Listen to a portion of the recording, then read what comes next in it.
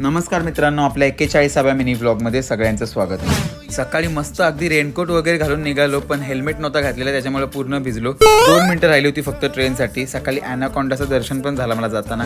TC काकांनी पकडलं होता, पण त्यांना बोललो मी भिजलोय करून मी तिकीट नाही दाखवत आहे, मग त्यांनी सोडून दिला।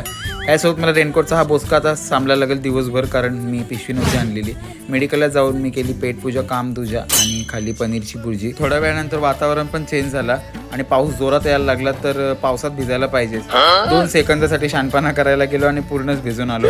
आमची खुर्ची पण उडली होती आणि मेडिकलच्या बाहेर रेझर आला होता। एवढा जोरात पाऊस आणि एवढी जोरात हवा सुटली होती। हा भैया बघा कसा पावसात काम करतो, ह्याला बोलतात डेडिकेशन आणि ह्यांना बोलतात डेडिकेशनचा अल्ट्रा प्रो मॅक्स। मॅडमने आणलं होतं धिरडं, म्हणजेच बेसनाचा काहीतरी पोला होता आपल्या भाषेत बोलायला गेलो तर। आणि संध्याकाळी पकोडे खाऊन मी आलो मेडिकलला पुन्हा रिटर्न। आता आम्ही चाललो घरी। Bye bye.